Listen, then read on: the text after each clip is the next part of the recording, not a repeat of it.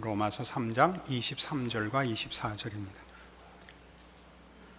모든 사람이 죄를 범하였음에 하나님의 영광에 이르지 못하더니 그리스도 예수 안에 있는 구속으로 말미암아 하나님의 은혜로 값없이 의롭다 하심을 얻은 자 되었느니라.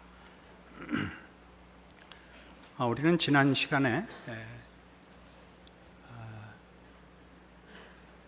문예 부흥을 기점으로 하여 인류 역사 속에 그 소위 지성사 혹은 사상사가 어떻게 이성 위주의 합리주의로 흘렀으며 인본주의로 흘러서 다원화된 이 사회까지 왔는가를 아주 간단하게 살펴보았습니다. 이런 것을 살펴본 가장 큰 이유는 그 합리주의가 결국 세계와 역사와 인간과 삶을 다 담아내지 못하여 그 모든 가치와 의미를 세우거나 설명하는 일에 대하여 이제 항복하여 다원화됐다. 그것이 지금의 현대 사회다 하는 것을 설명하려고 지난 시간에 우리가 그것들을 살폈습니다. 그렇다면 기독교는 이런 합리주의와 또는 이성으로 말미암는 이런 지성과 달리 어떻게 세계를, 역사를 또 인간과 삶을 담아내는가 하는 것을 확인해야만 합니다. 그럴 때에만 우리는 기독교가 진리다라는 얘기를 할 수 있고 기독교에만 구원이 있다, 소망이 있다라는 얘기를 할 수 있는 것입니다. 기독교 진리의 정당성은 지금 설명한 대로 초월과 자연으로 나뉘어진 이분법을 양쪽을 다 설명하는 유일한 답이라는 사실에서 그 진리성이 증명되고 있습니다. 실제로 종교개혁의 가장 큰 주제는 이 일반 은총론입니다. 중세 기독교가 자연을 설명하기보다 초월의 우월성을 설명하느라고 세상과 종교를 담아내는 법을 이분법으로 이원화해서 이렇게 중간에 선을 하나 긋고 우리가 도식을 그리자면 아래는 자연이 있고 위에는 초월인 이분법으로 세계를 설명하는 바람에 초월의 우월성을, 기독교 진리의 우월성을 설명하는 것으로는 이것을 써먹을 수 있었는데 그렇게 하는 바람에 둘이 서로 분리된 영역이 되고 점점 시간이 흐르면서 자연이 유일한 인간의 그 경험되고 설명되는 영역으로 남고 윗부분은 공신력을 잃은 검증될 수 없는 개인적인 신념이나 개인적인 주장들로 사유화되는 분리를 낳게 되었다라고 말씀드렸습니다.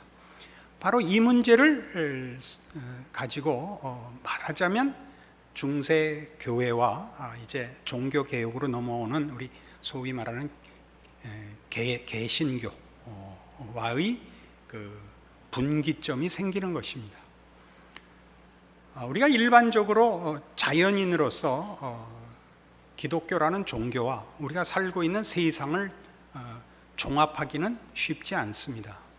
초월의 영역이 없다고 할 수는 없지만 그러나 있다고 할 수 있는 과학적인 검증 방법은 없습니다.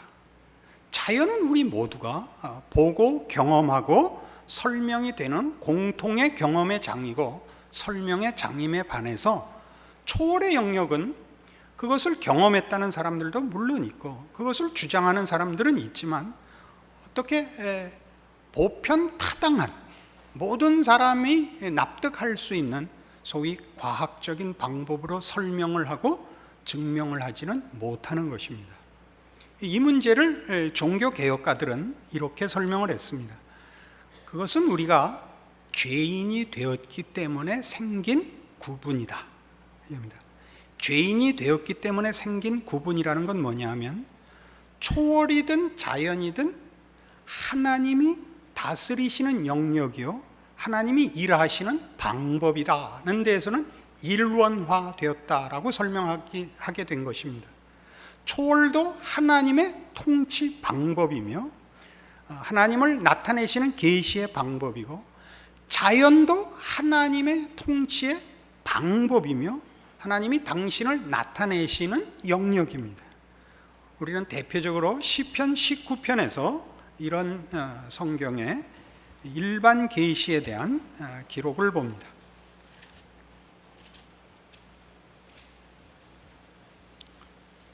구약 성경 시편 19편 1절입니다. 하늘이 하나님의 영광을 선포하고 궁창이 그 손으로 하신 일을 나타내는도다. 날은 날에게 말하고 밤은 밤에게 지식을 전하니 언어가 없고 들리는 소리도 없으나 그 소리가 온 땅에 통하고 그 말씀이 세계 끝까지 이르도다. 하나님이 해를 위하여 하늘에 장막을 베푸셨도다. 해는 그 방에서 나오는 신랑과 같고 그 길을 달리기 기뻐하는 장사 같아서 하늘 이 끝에서 나와서 하늘 저 끝까지 운행하며 그 온기에서 피하여 숨은 자 없도다. 그러니까 자연 속에 얼마든지 하나님의 영광이 드러난다, 하나님이 누구신가가 드러난다 이겁니다.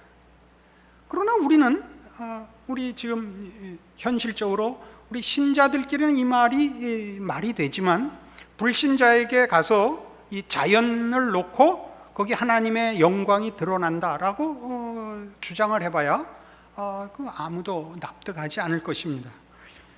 하나님은 이 자연계라는 세상을 창조하신 분입니다. 그러니까 창조주, 이걸 만드신 이의 영광이 자연계 속에 얼마든지 드러나지만 우리가 못 보는 겁니다. 여기에 구별이 있습니다. 죄인이 된 바람에 못 보게 되었죠. 요한복음 1장입니다.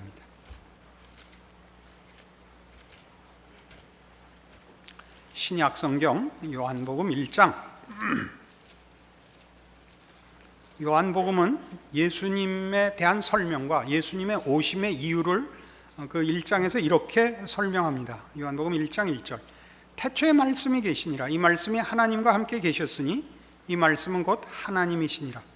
그가 태초에 하나님과 함께 계셨고 만물이 그로 말미암아 지은 바 되었으니 지은 것이 하나도 그가 없이는 된 것이 없느니라. 그 안에 생명이 있었으니 이 생명은 사람들의 빛이라. 빛이 어둠에 비치되 어둠이 깨닫지 못하더라. 하나님께로서 보내심을 받은 사람이 났으니 이름은 요한이라. 저가 증거하러 왔으니 곧 빛에 대하여 증거하고 모든 사람으로 자기를 인하여 믿게 하려 함이라. 그는 이 빛이 아니요 이 빛에 대하여 증거하러 온 자라. 참빛 곧 세상에 와서 각 사람에게 비치는 빛이 있었나니 그가 세상에 계셨으며 세상은 그로 말미암아 지은 바 되었을 때 세상이 그를 알지 못하였고 자기 땅에 오매 자기 백성이 영접지 아니하였으나 영접하는 자 곧 그 이름을 믿는 자들에게는 하나님의 자녀가 되는 권세를 주셨으니 이는 혈통으로나 육정으로나 사람의 뜻으로 나지 아니하고 오직 하나님께로서 난 자들이니라 라고 시작을 합니다. 이 요한복음이 설명하는 예수 그리스도와 그의 오심에 대한 설명은 공관복음과는 사뭇 다릅니다. 공관복음은 마태복음, 마가복음, 누가복음은 공통되게 자서전적인 예수님의 생애를 설명하는 데 비해서 요한복음은 훨씬 다른 신학적인 안목을 가지고 예수 그리스도와 그의 오심을 설명하는데, 이 가장 대표적인 그 도입부의 선언이 뭐냐 하면 예수님이 누구냐? 그는 하나님이시고 그로 말미암아 세상이 지어진, 그래서 세상의 어느 것도 그분의 은혜와 그 혜택을 입지 않은 자가 없는데 그분을 몰라본다는 겁니다. 자식이 부모를 몰라보듯이 그렇게 됐다는 겁니다. 왜요? 빛이 어두움에 빛이 돼 어두움이 깨닫지 못합니다. 그래서 어떻게 해야 됐냐 하면 느닷없이 그 6절에 있는 바와 같이 하나님께로서 보내심을 받은 사람이 났으니 이름은 요한이라 해서 세례 요한이 갑자기 등장을 하죠. 왜요? 예수를 증거하기 위해서 등장합니다.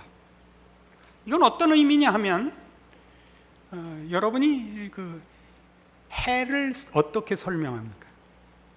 해를 설명할 때는 이렇게 설명합니다. 저게 해야 이렇게 설명하죠. 저게 해야. 그러지 해라는 것은 밝고 빛나는 것이다 라고 장님에게 설명을 하면 알아듣는다 못 알아듣는다? 물론 못 알아듣습니다. 눈을 떠야 저게 해다가 있고 저게 달이다가 있고 이게 빨간색이다 이게 노란색이다가 설명이 되지, 눈을 감고 있는 사람한테, 눈을 떠본 사람이 없는, 시력이 없는 사람한테는 그런 설명은 불가능합니다.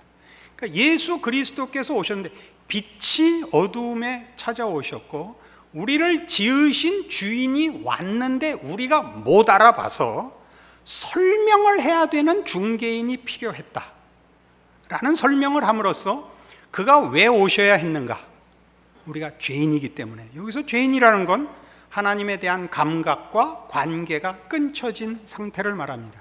우리는 종종 이것을, 죄인이라는 것을 사망의 자리에 있다, 죽었다라고 표현을 하는데, 여기서 죽었다는 것은 모든 감각과 관계가 이제 끝장난 상태를 설명하려고 성경이 그렇게 이런 표현을 도입하는 것입니다. 그래서 하나님이 초월에만 계시고 자연에는 간섭을 안 하시는 것도 아니요, 하나님께서 둘을 구별해서 어디에 더 우월하고 어디에 더 열등한 통치의 차별을 둔 것도 아님에도 불구하고 우리가 하나님이 그의 형상대로 지은 인간이 죄를 범하여 하나님과의 관계와 감각, 생명에서 끊어져 있는 바람에 우리는 마땅히 거기서 충분히 봐야 할 것들을 못 보는 자 된 것입니다. 자연 속에서 그 주인인 하나님을 못 보게 되었고, 물론 초월 속에서도 하나님을 못 보게 되었습니다. 초월로 올라갈 수도 없고 자연 속에서도 늘 하나님을 대하고 있으나, 하나님은 매일 뜨는 해에서, 피어나는 꽃에서, 부는 바람에서, 구름에서, 어느 곳에서나 하나님의 하나님 되심이 가리워질 수 없는 하나님이심에도 불구하고 우리가 못 보고 있는 겁니다. 그러니까 우리가 못 보니까 없다 그러게 된 것입니다. 이성주의로 얘기를 하자면. 그래서 우리 종교 개혁으로 인하여 일어난 가장 큰 신학적인 그 공헌이 뭔가, 성취가 뭔가 하면, 하나님의 자녀라는 이름으로, 신앙이라는 이름으로 초월의 세계를 이해하는 것이 아니라 자연까지 포함한 세계관을 가질 수 있게 되는 겁니다. 세계가 뭔지, 역사가 무엇인지, 인간이 무엇인지, 인생이 무엇인지를 비로소 다 담아낼 수 있는 것이 기독교 진리인 것입니다. 어떻게 담아내느냐? 우리는 가장 크게 한 존재의 가치와 목표를 설정하려면 큰 틀을 이해해야 됩니다. 큰 방향을 이해하지 못하면, 납득하지 못하면 그 안에서는 본인이 방향과 의미를 설정할 수가 없습니다. 대표적인 예로 포세이돈 어드벤처라는 영화가 있습니다. 말하자면 그 교양 과목에 대한 이해가 풍성해야 됩니다. 그 영화는 사실은 70년대 초 혹은 60년대 말쯤에 우리나라에 처음 소개됐을 때, 이번에 리메이크된 포세이돈은 순전히 그 재미로만 만들었고, 처음에 등장했을 때는 훨씬 심각한 신학적인 주제를 갖고 만든 영화입니다. 포세이돈이라는 호화 유람선이 큰 폭풍우를 만나서 이렇게 뒤집어진 겁니다. 그러니까 배가 뒤집어져서 물에 이렇게 잠겨 있는데, 안에서 그 선장 이하 선원들이 그 사람들에게 얘기하기를 가만히 있으면 구조대가 온다. 나중에 알고 보니까 구조 신청을 하지 못했습니다. 그래서 어떻게 가야 되느냐 하면 주인공인 그것은 신부가 등장을 합니다. 근데 이 신부가 하나님을 믿지 않는 신부입니다. 아주 설정이 재미있습니다. 자기 말을 따르는 사람들을 데리고 물 밖으로 나가려면 배 구조에서는 속으로 들어가야 되는 겁니다. 이제 대강 이해하시겠죠? 배 구조상 배에서 나가려면 갑판으로 나가야 되는데, 배가 뒤집혀서 빠져 있으니까 배 갑판은 배 구조상 상층부에 있지만 물이라는 큰 틀 속의 방향에서는 오히려 바다 밑으로 들어가는 꼴이 되는 겁니다. 그래서 거꾸로 더듬어 올라와서 제일 그 철판이 얕은 샤프트 부분을 뚫고 구출되는, 그리고 신부는 죽는, 살아있으면 기독교인들한테 돌 맞아 죽을 거니까 이제 중간에 죽는 그런 영화가 있었습니다. 이게 그 얘기입니다. 우리가 세상이 이런 세상과 인생과 인간이라는 존재가 어디서 왔고 어디로 갈 것인가 라는 것이 없다면 우리는 사실 뭘 정할 수가 없습니다.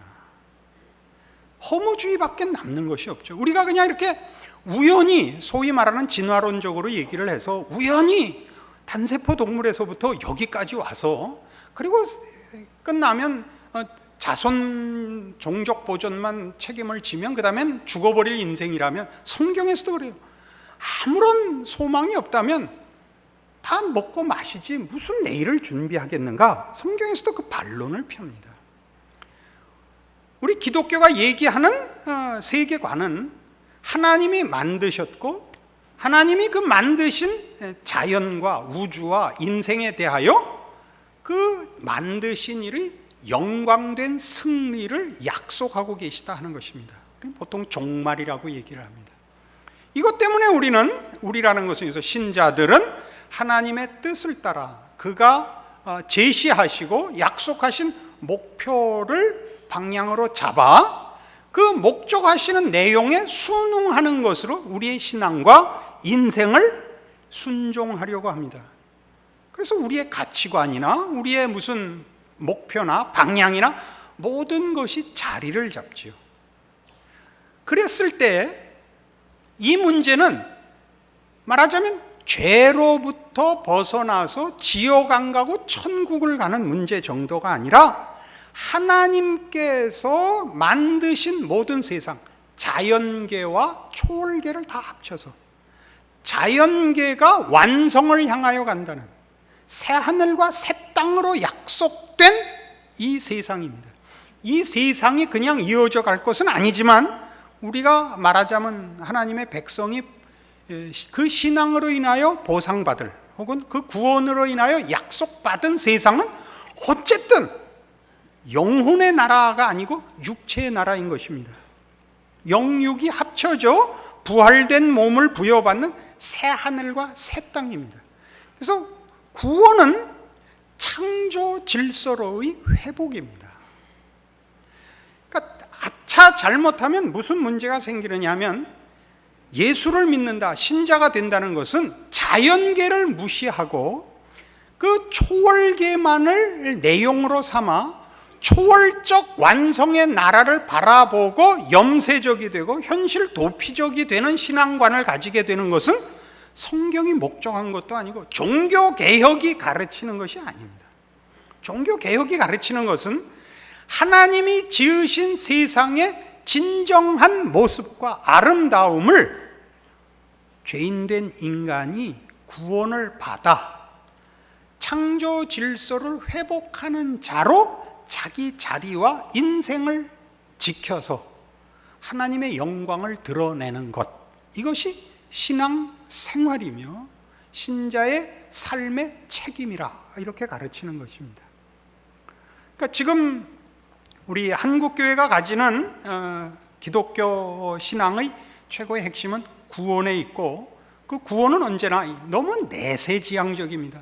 내세지향적이라는 것이 현실을 이렇게 현세를 빨리 넘어가려는 식으로 현실 도피적으로 가질 것이 아니라, 그 내세적이라는 것이 하나님이 우리를 그의 자녀로 만들어 완성시키는 일을 지금 여기서부터 실천하고 누리고 하는 것으로 우리에게 이 세상이 주어져 있다는 것을 책임과 특권으로 이해해야 합니다.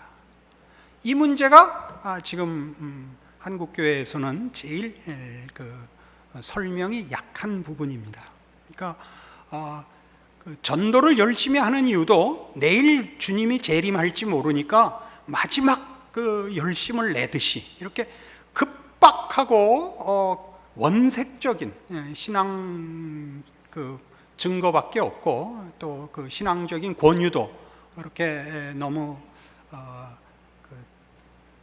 뭐라 그럽니까, 좀 가난합니다.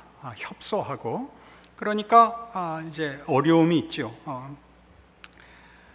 원래 한국교회 전통은 예수를 믿는다는 것이 박해받는 그 정치 사회적 상황 속에서 처음 소개됐기 때문에 예수를 믿는다는 건 목숨을 내놔야 되는 각오를 해야만 했었습니다. 그러니까 비장했죠. 믿을 것이냐 말 것이냐라는 단순한 결정이 목숨을 내놔야 되는 것이고 이 세상을 포기해야 되는 것이었습니다. 그래서 굉장히 단호하고 진지하고 비장하고 장엄했습니다. 그러나 지난 시간부터 우리가 살펴보는 대로 이제후로는 그러니까 제 시대를 기준으로 해서 하는 겁니다. 제 세대까지는 그런 식으로 예수를 믿었는데 이제 저도 여기까지 와서 보니까 이제 우리에게 들이닥친 현실은 너 예수 믿으면 죽인다는 것이 아니라 예수 믿는 것을 흐지부지하게 만드는 세태가 되었습니다. 그래서 예수를 믿는 것을 주일날만 믿어라. 너 혼자 집에 가서 자기 전에 기도할 때만 믿어라 라고 유혹하고 시험하고 물을 타는 시대가 돼서 옛날에 목숨을 걸었던 때와 똑같은 각오와 열심과 더 진지한 지성을 동원하고 모든 삶의 정황을 담아내는 노력이 없이는 어느 틈에 떠밀려서 정치, 경제, 사회, 교육, 문화, 종교라는 식의 한 분야에서 고립된 기독교가 될 것이다 이겁니다. 그래서 이 문제를 우리는 굉장히 중요시하고 기독교 신앙이 가지는 내용에 대한 그 분명한 이해와 그 싸움의 분명한 내용을 알아야 됩니다. 그럼 지금 설명하는 대로 결국 초월이든 자연이든 다 하나님의 통치의 영역으로서 하나고 하나님이 초월이라는 영역을 어떤 의미에서 구원을 베풀며 은혜를 베푸는 자들에게 찾아오시는 경험과 그 내용을 초월이라고 한다면 자연은 구원과 상관없이 모든 사람들에게 베푸시는 하나님의 은혜입니다. 그래서 말하자면 노력한 대로 얻는다든가 모든 사람들에게 다 건강을 주신다든가 기회를 주신다든가 하는 게 모두에게 허락돼서 이걸 일반 은총이라 그러고 그 초월의 부분을 특별 은총이라 그러는데 이 일반과 특별은 위가 초월이 더 특별하고 정말 특별하고 이 자연은 덜 특별해서가 아니라 특별인이 일반인이라는 말을 붙여서 자연과 초월을 이렇게 설명하는 이유는 그 나뉘는 기준이 죄 때문이라는 것을 강조하기 위해서 종교 개혁가들은 그렇게 설명을 했습니다. 죄 때문이란 건 뭐냐 하면 이제는 하나님이 특별히 찾아오셔서 구원시켜주지 않으면 초월도 자연도 이해할 수 없기 때문입니다. 일반 은총으로는 구원을 얻지 못합니다. 자연 속에는 구원이 없습니다. 초월 속에만 있기 때문에 하나님이 거기만 계시다는 뜻이 아니라 이제 초월은 구원을 주제로 놓고 특별인이 일반인이로 나뉘지 영역으로 나뉘는 것은 아닙니다. 그런 면에서 구원을 얻고 나면 일반 은총 혹은 일반 계시는 더 이상 일반이 아닙니다. 구원을 얻고 나면 자연 속에서 얼마든지 하나님의 영광을 보게 됩니다. 안 그렇습니까? 우리가 무슨 설악산을 간다든가 무슨 일출을 본다든가 장관을 보면 우린 저도 모르게 할렐루야가 나옵니다. 당구 치다가 쪽나서 맞았을 때도 할렐루야가 나오지만 감사한 일이 생기면 할렐루야가 나옵니다. 그러나 세상 사람들은 할렐루야라고 할 수는 없죠. 무슨 다른 표현을 쓰죠. 그러니까 일반과 초월이라는 건 죄 때문에 생긴 구별이지 하나님이 어디는 더하고 어디는 덜해서 생긴 구별이 아니라는 것을 일단 기억을 해야 됩니다. 그러니까 이 죄라는 문제 때문에 오늘 읽은 본문이 그것입니다만 로마서 3장 23절과 24절을 제가 왜 오늘 본문으로 읽었느냐 하면 구원의 필요는 이겁니다. 23절에 있는 바와 같이 모든 사람이 죄를 범하였으며 하나님의 영광에 이르지 못합니다. 그래서 예수 안에서 구원이 허락됨으로써 어디로 초대받느냐 하면 하나님의 영광으로 초대를 받는 것입니다.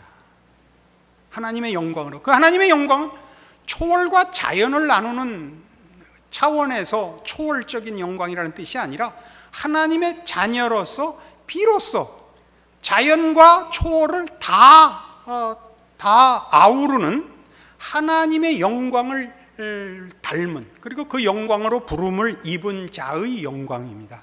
그는 모든 것을 알며 하나님의 통치와 하나님의 인도하심에 대하여 알며 순종하여 하나님의 영광된 창조 질서를 회복하여 그의 영광을 드러내는 자 되는 것입니다.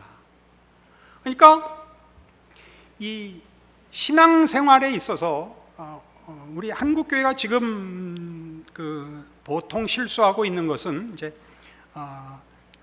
마지막 두 강의에서 나타나겠습니다마는 복음주의적이라는 것이 구원, 회심 이쪽에 중심을 둔 운동이기 때문에 한국교회는 지금 너무 상층부만을 강조하고 있습니다. 상층부는 자연과 초월, 그럴 때의 상층부입니다. 그러니까 기독교 신앙은 초월로 자연을 강압하고 힘으로 누르고 윽박지르는 경우같이 되어버렸습니다. 자연의 아름다움으로 살려내는 일을 못하고 있습니다. 그러니까 예를 들면 시험을 볼 때 기도를 하고 시험을 봐서 점수가 나오는 것과 공부를 해서 시험을 봐서 점수가 나오는 것은, 기도를 하고 나오는 결과는 신앙적이고 공부를 해서 나온 결과는 과학적이고 세상적인 것이라고 생각하는 식의 성속의 분리의 개념이 지금 한국교회에서 빨리 설명되어야 합니다. 빨리 극복되어야 합니다. 저는 신학교에서 가르치니까 더 그 꼴을 많이 보는데, 신학교에 오면 더 이게 강해서 내일 시험인데도 오늘 꼭 새벽 기도를 하고, 시험 보는 날도 새벽 기도하고, 시험 시간에 디비저 자고, 그리고 시험지에다가 교수님 새벽 기도하느라고 피곤해서 그만 잤습니다. 학점은 알아서 주십시오. 그럼 F지요, 그거는. 응? 그런 식의 성속의 분리가 있다고요. 거룩한 것과 속된 것을 그런 식으로 영역으로 나누면 안 됩니다. 그건 죄의 문제인 것입니다. 구원함을 받으면 자연에 넘쳐나는 하나님의 질서와 그의 통치의 공의로우심에 대한 이해와 순종이 있어야 됩니다. 그것이 신앙입니다. 그러니까 공부는 어떻게 해야 잘한다? 열심히 해야 잘하고, 그것이 신앙입니다. 그러나 공부를 잘할래? 경건을 잘할래? 그러면 우리는 물론 둘 다 잘하겠습니다 그래야 되고, 둘 중에 하나를 선택하라 그러면 경건을 택하겠습니다 그러는 겁니다. 경건한 것과 공부를 열심히 하는 것, 혹은 성실한 것은 같이 가는 것이지 둘은 충돌하는 것이 아닙니다. 그래서 우리는 몇 가지 성경적인 가르침을 여기서 확인할 필요가 있습니다. 마태복음 22장에 가보십시다.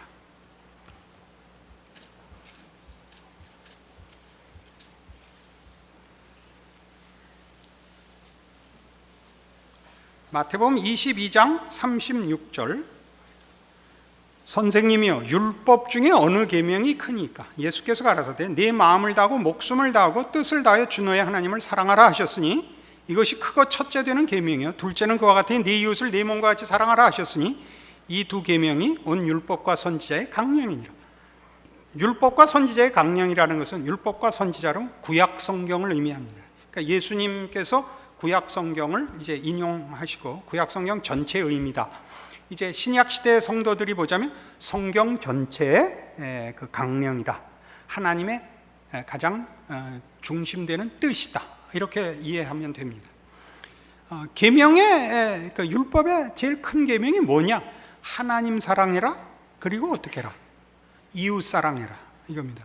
하나님 사랑이 이웃 사랑으로 나와야 하는 겁니다. 하나님 사랑이 이웃 사랑으로 나와야 한다는 건 성경 가르침에서 굉장히 중요한 내용입니다. 그것은 하나님을 사랑하고 또 인간을 사랑하고 하는 두 가지 문제가 아니라 하나님 사랑은 이웃 사랑으로 나온다는 얘기입니다.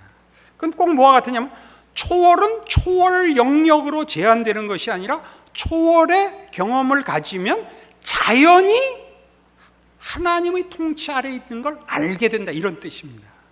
그러니까 기독교 신앙은 하나님을 믿는다, 예수를 믿는다면 곧 하나님이 지으신 모든 세계와 통치하시는 영역 전체를 신자로서 또 받들고 감싸 안아야 되고 책임져야 된다, 그런 소리입니다. 안 믿어지죠? 요한복음 13장.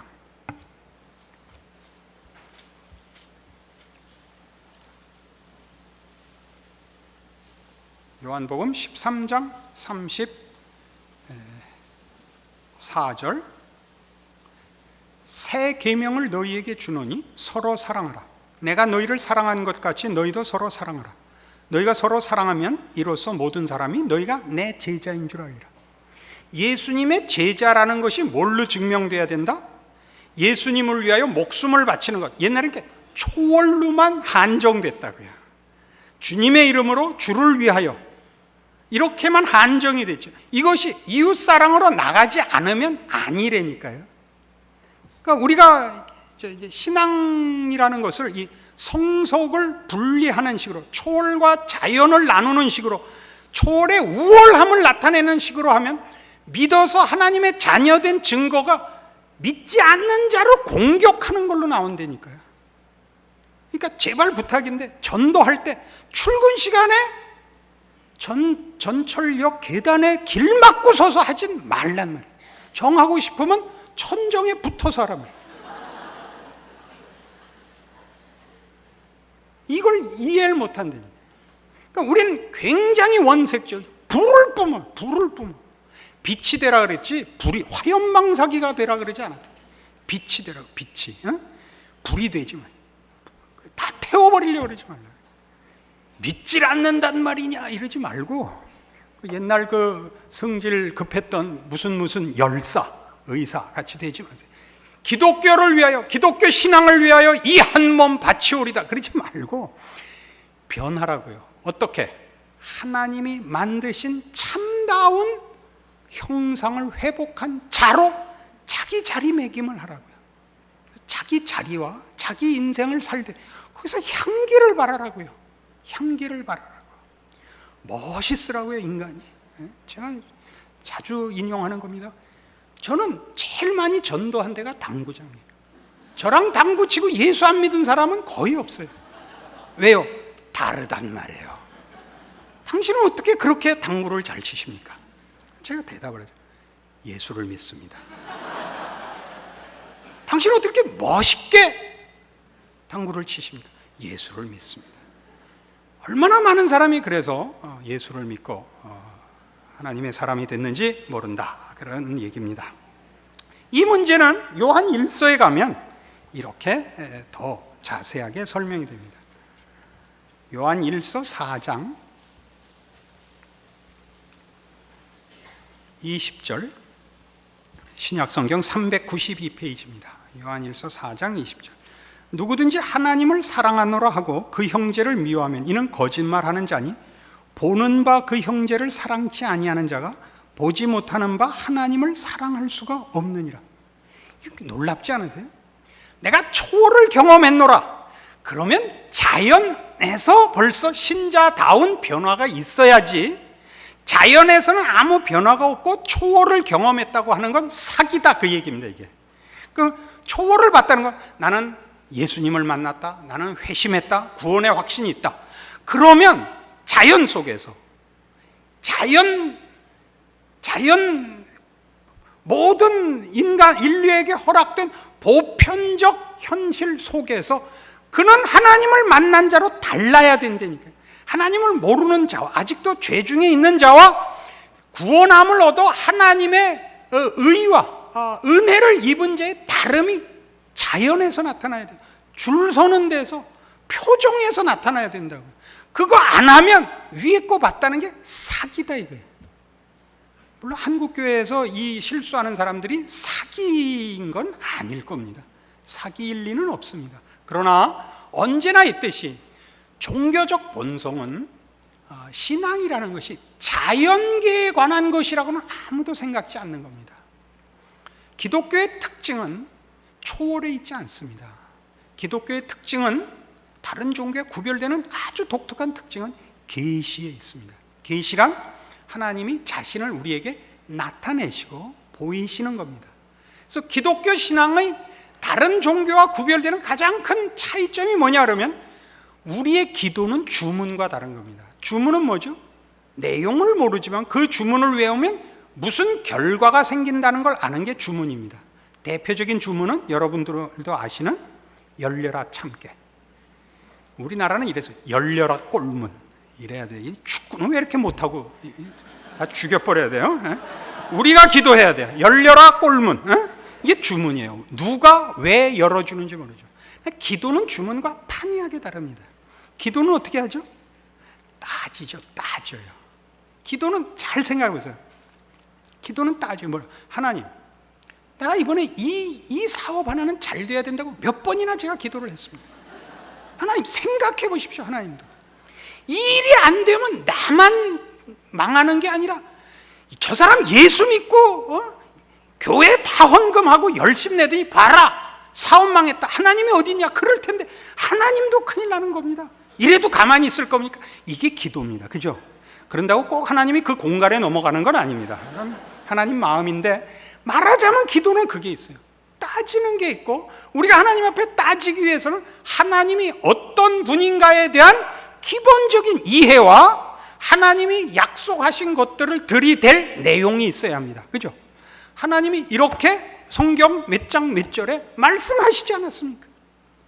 하나님이 이렇게 한다고 해놓고서 이제 와서 이러시깁니까? 그러니까 기도입니다. 그러니까 기독교의 특징은 뭐라고요? 계시, 초월이 아니라고요.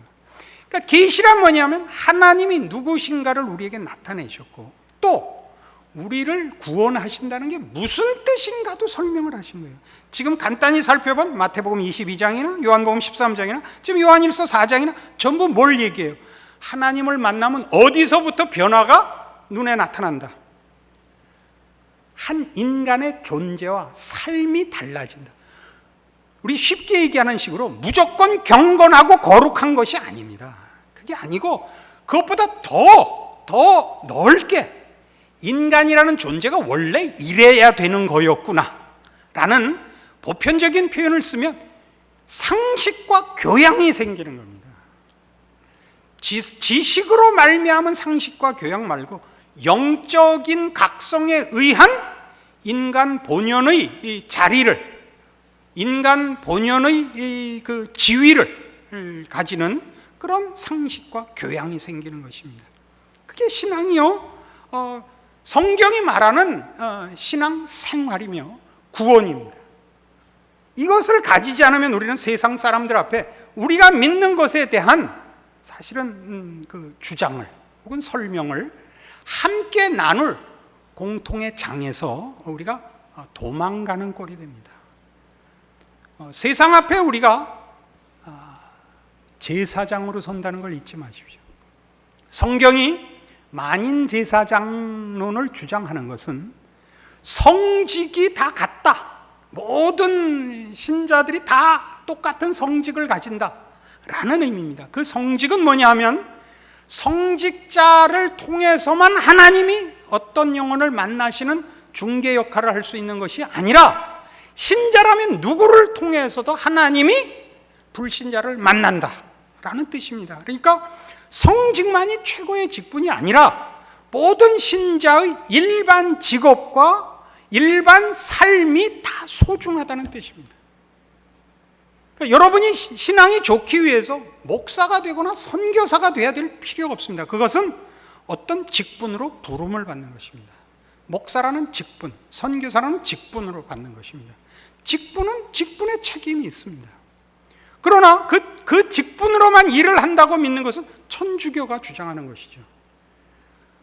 성경이 얘기하는 바는 모든 신자는 신자됨으로 인하여 하나님이 그와 함께하고 그와 동행하고 그를 통하여 역사하신다는 것을 그 성경 말씀대로 우리가 믿는 것입니다.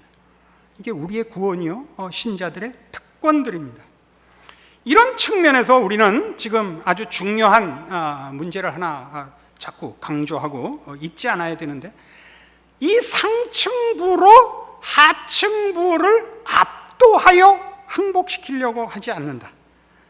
자연으로 이긴다, 과학으로 이긴다는 뜻이 아닙니다. 과학이라는 것은 현상을 설명하지 이유와 의도와 목적을 설명하지 못합니다. 그러나 과학이 현상을 설명하는 것 때문에 과학이 이유와 목적을 설명한다고 믿고 있습니다. 그것이 세상 학문입니다. 세상 학문은 다 과학적 정신 위에 서 있는데 모든 것을 아는 것 같이 얘기하고 과학만이 유일한 설명의 방법이라고 생각하는데, 우리 지난 시간에 확인한 대로 그렇지 않습니다. 그것은 인본주의가 기독교 신앙에 반대하여 주장한 주장입니다. 그것은 개연성 있는 그리고 만고불변의 진리가 아닙니다.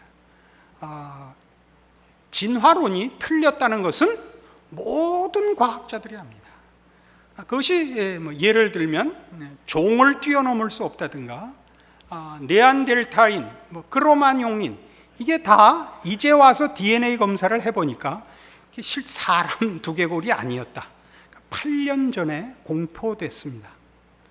그리고 우리 옛날 생물 도감 보면 인간 그 태아가 맨 원시적인 그 모습에서 이렇게 사람으로 커가는 모습하고 물고기가 커가는 모습하고 개가 커가는 모습하고 말이 커가는 모습이 굉장히 처음에 비슷했다가 나중에 확 달라지는 걸로 나오는 거, 그게 구라였다는 사실이 그것도 밝혀졌습니다.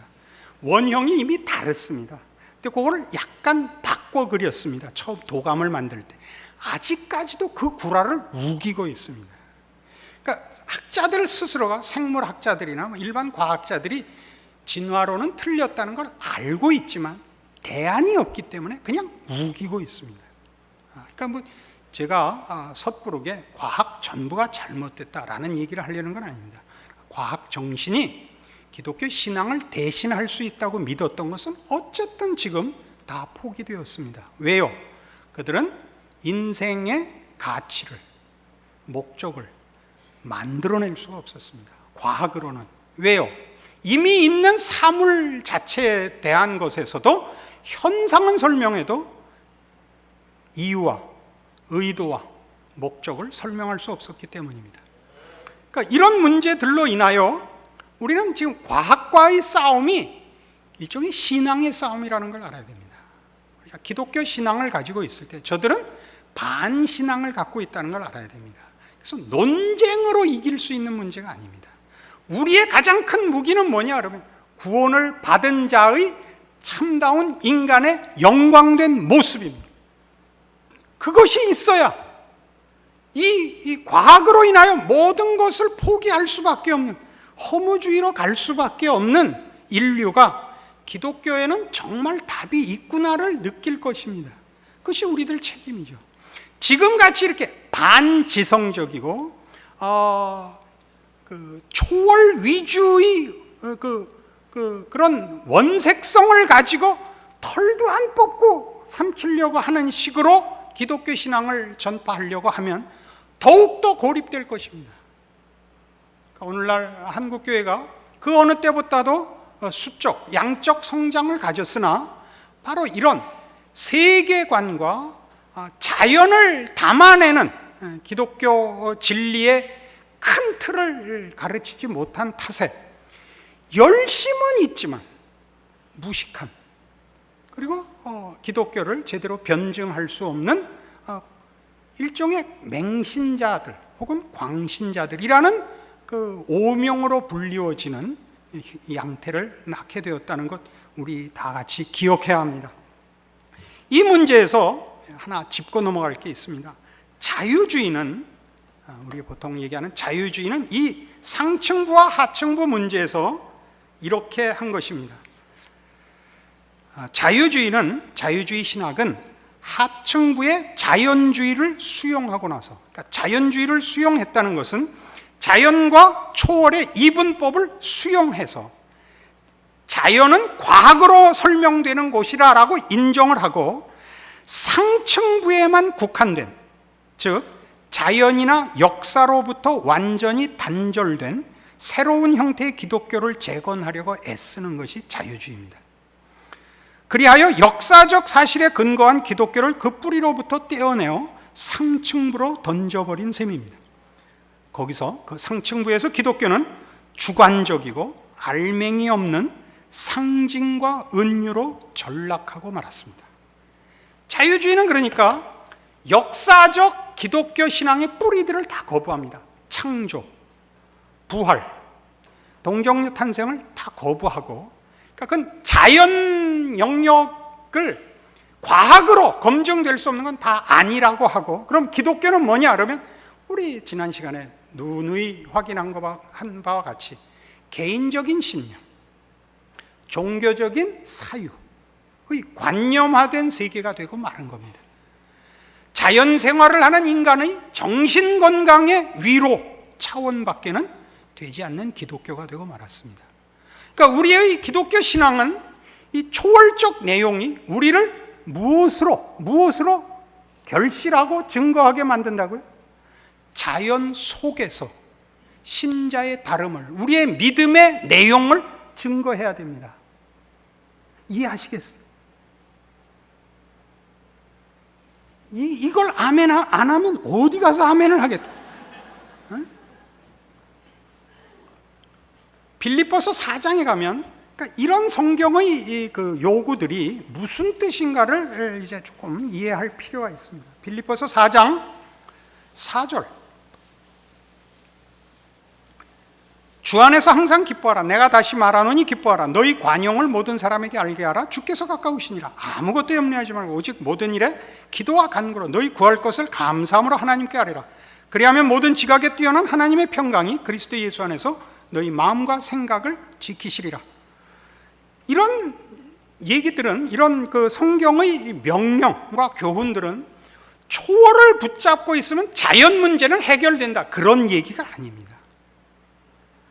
초월적 내용으로 인하여 모든 것을 알았으니, 자연이 자연의 것이 아니라 하나님이 다스리는 영역이라는 걸 알았으니, 이제 너는 세상 사람들, 하나님 없는 사람들이 자기 힘으로 살고 자연에서 이유와 가치를 만들어내려는 사람들 같이 살지 마라, 그겁니다. 이해하시겠죠? 자연의 것으로 이유와 조건과 내용을 삼는다는 건 뭐죠? 그 대표적인 표현으로 돈을 사랑하지 말아야 합니다. 돈을 사랑한다는 건 돈으로 할 수 있는 것을 사랑하는 겁니다. 돈으로 할 수 있는 것은 세상만 딱 따로 떼어놓으면 그렇죠. 그렇죠? 죄가 주장하는 세상에서 힘쓰는 건 돈이죠. 그럼 우리는 초월로 가서 세상은 공짜로 따라오는 그런 신자가 아니라 초월로 인하여 확인된 세계관, 하나님의 자녀가 이 세상을 어떻게 살아야 하는가, 하나님을 의지하여 하나님의 형상으로 창조된 자의 진실함과 의로움과 거룩함으로 성실과 정직으로 살아야죠, 세상을. 그게 이런 가르침들입니다. 그러니까 8절 이어보죠. 종말로 형제들아, 무엇에든지 참되며 무엇에든지 경건하며 무엇에든지 오르며 무엇에든지 정결하며 무엇에든지 사랑할 만하며 무엇에든지 칭찬할 만하며 무슨 덕이 있든지 무슨 기림이 있든지 이것들을 생각하라. 뭘 하라는 거예요? 무슨 일에나 그거 하나 갖고 싸우지 않고 전체 틀을 봐라요. 전체 틀이 뭔데요? 하나님이 창조주시고 구원자시고 심판자십니다. 우리가 어떻게 살아야 하는가를 언제나 이 틀에서 물어야 합니다. 그래야 우리의 방향이 잡히고 그때 형편에 대한 판단이 섭니다. 세상을 살면 언제나 세상에서의 우리의 싸움은 하나님의 말씀대로 할 것인가, 세상이 하자는 대로 할 것인가에 부딪히죠. 그때 우리가 초월과 자연을 이분법으로 분리해내면 노력할 것이 아니라 기도하자 하는 식으로 밖에는 풀 줄을 몰랐다고요. 그게 아니라 성실히 살아야죠. 여러분 뭐 하고 사세요? 뭐 하세요? 뭐 다 일일이 물어볼 수 없으니까 하여튼 뭐 해서 먹고 살 거네. 그 먹고 사는 일이 다만 먹고 사는 일이 아닙니다. 너희는 먼저 그의 나라와 의를 구하라. 그리하면 내가 이 모든 것을 너희에게 더하시리라. 라는 마태복음 6장 33절은 무슨 얘기냐 하면, 하나님이 우리에게 허락한 삶의 현실들, 내가 땀 흘려 벌어 먹어야 하는 것이, 다만 죄값으로 인하여 노력해서 땀 흘려 벌어 먹어야 하는 벌이 아니라, 이제는 구원을 얻고 나면 그것으로 인하여 내가 내 직업과 내 삶의 현장에서 세상 동료들을 만나는 자리가 되는 겁니다. 거기에 하나님의 통치가 임하도록 하는 장이 서는 겁니다. 내가 하나님의 사람으로 선언하는. 그러니까 거기에 전도지 들고 가고 성경책 들고 가서 초월을 끌어들이는 게 아니라, 하나님의 자녀로 그 상황을 어떻게 살아야 하는가를, 믿지 않는 자가 세상에 굴복하고 죄악된 방법을 쓸 때 내가 하나님의 사람으로 신실함과 공의로움과 자비로움과 희생으로 가는 싸움을 해야 됩니다. 누군가 설명했더니 오른편 뺨을 맞으면 왼편 뺨도 되라 라는 것은 무법천지를 만들라는 얘기가 아닙니다. 우리말 성경에 빠졌지만 그리고 진단서를 떼라, 그런 얘기 아닙니다. 법을 지켜야 되고 질서를 지켜야 됩니다. 그래서 이 국가라는 것이 서고 공권이라는 것이 있습니다. 성경은 공권력에 복종하라고 되어 있습니다. 사회 질서를 위한 하나님의 일반 은총입니다. 질서를 지키고 법을 지켜야 합니다. 복수심으로 싸우지 마라 이겁니다. 오른편 뺨을 맞았을 때 왼편 뺨을 대라는 복수심으로 싸우지 마라, 그 싸움이죠. 신자된 자의 이 싸움의 형태는 어떻게 가야 되냐, 그 원리는 뭐냐, 신앙적으로 이제 여러분 삶의 모든 정황들을 해석하시고 실천하셔야 되는 겁니다. 그게 기독교입니다. 살맛이 나셔야 됩니다. 여러분은 어려움을 당할 수 있습니다. 예수님께서 그렇게 얘기하셨습니다. 너희가 세상에서 환난을 당하나, 환난을 당할 것이라. 예수님을 핍박한 세상입니다. 우리를 핍박할 것입니다. 그러나 우리가 이기게 되어 있습니다. 우리가 이기게 되어 있습니다. 여러분 모두가 여러분이 고백하시는 신앙 고백이 갖는 참다운 힘을 아셔야 되고, 참다운 그 크기를 아셔야 됩니다.